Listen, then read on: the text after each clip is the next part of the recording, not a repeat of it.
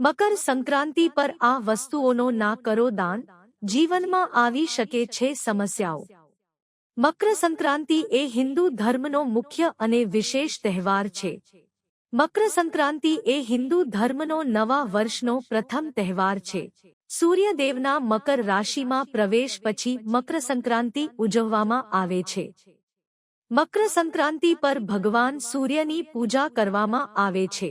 આ દિવસે તેમને ભેટમાં તલના લાડુ ચઢાવવામાં આવે છે। આ દિવસે ખીચડી ખાવાની પરંપરા સદીઓથી ચાલી આવે છે। કાળા રંગના વસ્ત્રોનું દાન ન કરો।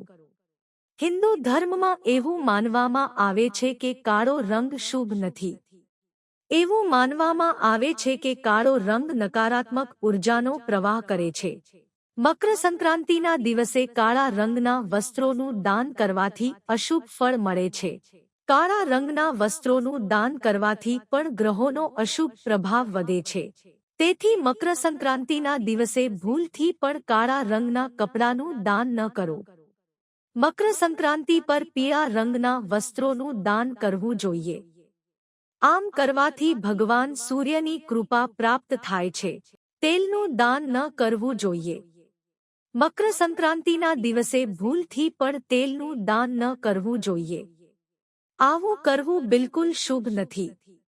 જે કોઈ આ દિવસે તેલનું દાન કરે છે તેને સ્વાસ્થ્ય સંબંધિત સમસ્યાઓનો સામનો કરવો પડી શકે છે। મકર સંક્રાંતિ પર તેલનું દાન કરવાથી વ્યક્તિના કર્મો પર વિપરીત અસર પડે છે।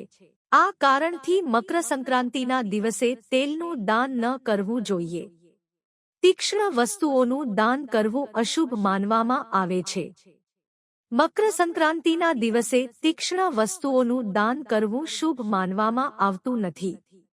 આવી સ્થિતિમાં વ્યક્તિએ આ દિવસે છરી, કાતર અથવા હરીનું દાન કરવાનું ટાળવું જોઈએ। હિન્દુ ધાર્મિક શાસ્ત્રોમાં કહેવાયું છે કે ધારદાર વસ્તુઓનું દાન કરવાથી નકારાત્મક ઉર્જાનો પ્રવાહ વધે છે। ઘરમાં ઝઘડા થઈ શકે છે। આવી સ્થિતિમાં મકર સંક્રાંતિના દિવસે તીક્ષ્ણ વસ્તુઓનું દાન કરવાનું ટાળવું જોઈએ।